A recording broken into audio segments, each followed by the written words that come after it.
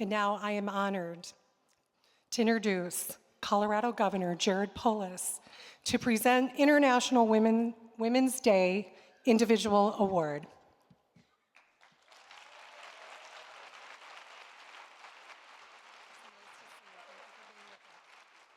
Happy International Women's Day across Colorado, across the United States, across the entire world.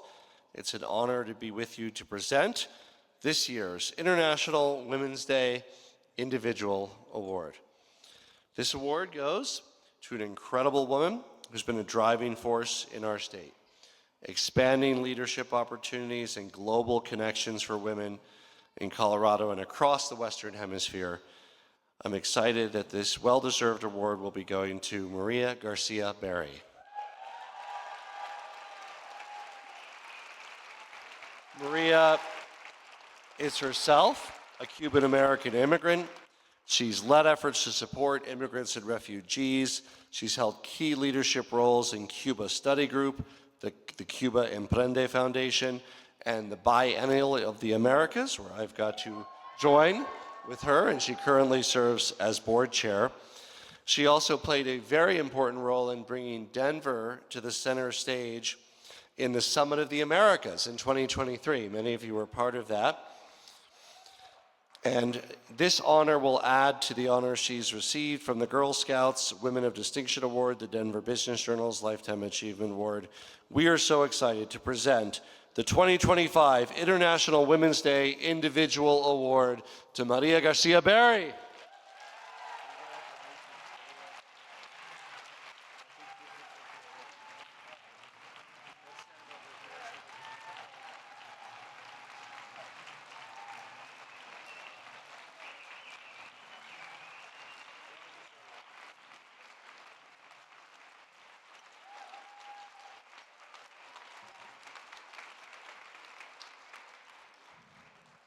Thank you, Governor. Thank you so much for, I'm very humbled by your remarks. I'm very appreciative that you took time out for your busy schedule. I do want to point out one thing, since Danielle Olivetto's in the room, Lisa Kaufman's not, but the governor is so welcoming at times of newcomers that somehow at a Biennial of the Americas trip to Santiago, Chile, we all cooked up that we needed to do. As for those of you who know me, I'm sort of obsessed with gingerbread houses. And so our family's been doing it for a long time. But we decided that in 2023, when the pressures were tight and tensions were high because we were getting busloads of primarily Venezolanos into the town, that we needed to do something for the children. And it was close to the holidays.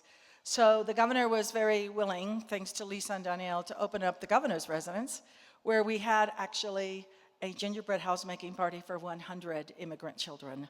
It was very moving.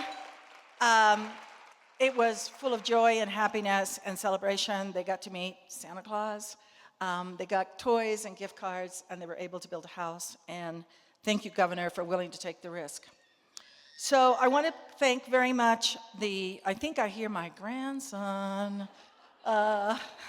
It's table 21, in case you see it there. It's okay. I really think, I want to thank WorldDenver. I have to tell you that when John Krieger sent me this email, I was under the weather and was a bit in a fog. I actually sent the email to my husband with a letter and said, can you read this for me? Does it really say what I think it says? I was very pleasantly surprised about this, and I think that it was. Thank you very much. I think there's a lot of other deserving people in Denver to do this, but I appreciate the fact that you have recognized my efforts on all of this. John really wants me to talk about my story, so I'll try to get through it. It's personal. The Cubanos who are here, they heard it. My colleagues at CRL, my women posse, who's all scattered all over the room, have also heard it, so bear with me. But I think it's important because all of us who are immigrants in one way or another have a story to tell. I've never thought my story was spectacular. I did not have to walk 3 months to go and cross a border, but I had some challenges. I am Cuban by birth. I was born in Matanzas, Cuba. My parents were actually very strong supporters of Fidel Castro when he came to power. They were regular middle-class folk who were hoping for a better way of life and hopefully escaping the corruption that Cuba had under Batista. That, unfortunately, dream of having a better life shattered after the Bay of Pigs in 1961. In 1961, there was a program created called Operación Pedro Pan, otherwise known as Operation Peter Pan. The mission of the program was to get children out first. Then the parents hopefully would follow at some point. There are 14,000 of us. Maria Garcia Berry, she's in the room, is one of them, who exited between 1961 and 1962. But here is the rule. You had to come alone. Brothers and sisters could come, but no adults and no parents. I'm an only child. My parents made the decision that I needed to leave. I was 8 years old. My granddaughter Claire, who's here today, is 8 years old. So put it in perspective. She's waving at us. I mean, not only is Letty a notable Peter Pan, but also our former mayor, Guillermo Vidal, was also Peter Pan, and all of it. So all of us who were Pedro Pans have very, very vivid memories of that day that we left. The Cuban government did not make it easy. There were 2 flights a day to Miami, one at 10 o'clock and one at 2. You never knew when you were leaving until the telegram showed up. Then you had less than 48 hours to get to the airport in Havana. And my telegram came, and it was to be destined to be on February 12th of 1962. We arrived at the airport early, and this is where life gets very difficult for parents. You say goodbye to your parents, and then you get put in the pecera, otherwise known as a fishbowl. It's a glass room where you could see your parents, they could see you, but you could not talk to them, you could not hug them, and you just waited until it was time to get on the airplane. I had all my dolls. I'm obsessed with dolls also, along with gingerbread houses. And we had one big duffel bag that couldn't weigh more than 40 pounds. I knew no one on the plane but a couple who was colleagues of my parents, friends of my parents. And I got on the airplane and I sat with them. My dad had communicated with them to make sure that keep an eye on me. And I boarded Pan Am 2622 to Miami and sat with them. The plane didn't take off. I'll try to get through this. It is hard for me to recollect how much time went by, but all of a sudden military police entered the airplane, and they removed the husband that was a colleague of my father's. And then some more time came by, and military police came by, and they removed the wife. Some more time came by, and they came and they removed me. As you can imagine, 2 big military police officers escorting an 8-year-old girl out of an airplane. The plane erupted. The story has it, I have never been able to confirm it, I've always wanted to find out who the pilot was, that the American pilot told the Cubans, this plane's not leaving until that little girl gets back on the airplane. Imagine what would have happened if that pilot did not have the guts to do that. So I went in, my parents, of course, are seeing this all unfolded. They're screaming at the top of their lungs. They couldn't talk to me, they didn't know what was happening. I was then escorted to a private room where the wife of the couple was there, who was at that point unclothed, and I was strip searched.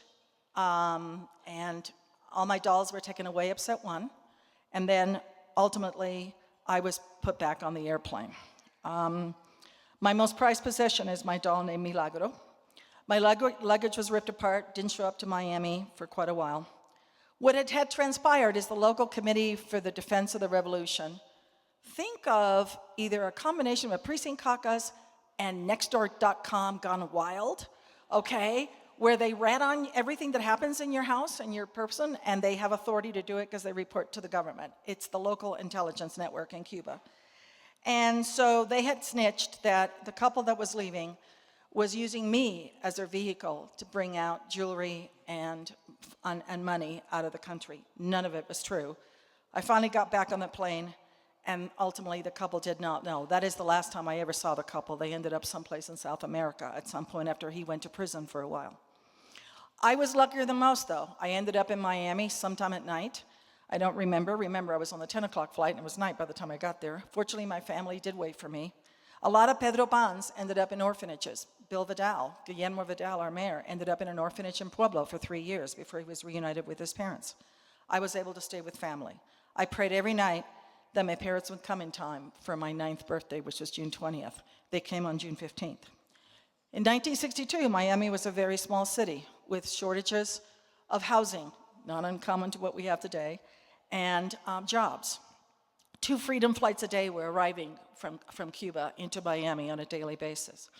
My parents heard about a flight forming to 2 other cities, and so they showed up to the refugee center, and we happened to be there on the day that a flight was forming to Denver, Colorado. Denver, Colorado.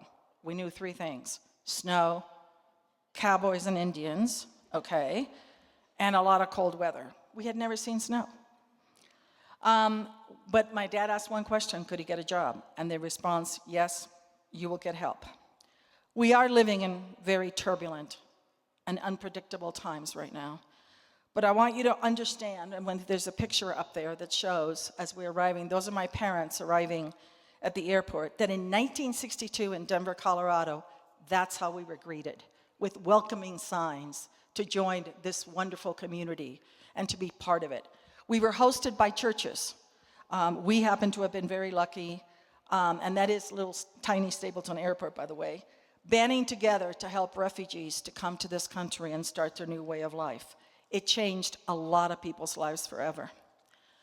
I figured that it was the most appropriate thing for me to do today in honor of International Women's Day. By the way, my daughter's birthday is tomorrow on International Women's Day, so happy birthday, Anne, who's here today, is for me to have the honor to invite the woman who was really behind a lot of it, which is Patricia Boychgrain, who's sitting at my table. She's 97 years old, young. She is the widow of the pastor who sponsored us. Her daughter is here also, Rebecca Martin, who actually has gone to Cuba with me. And Patricia and the women of the United Methodist Church really worked hard. Patricia taught my mother how to drive. She drove her to English classes. They helped to make sure that we had jobs. We lived in the basement of their house for 2 months, okay? And they finally took us enough money to collect from the church to be able to get us an apartment. Imagine what my life would have been like if that wouldn't have happened. But those women embody the spirit of International Women's Day all over the world, because it happens all the time. They didn't ask for anything. They've never asked for thanks. They've never asked for money. All they wanted us to do is to have a better life. Many of my friends who are here today have traveled to Cuba with me.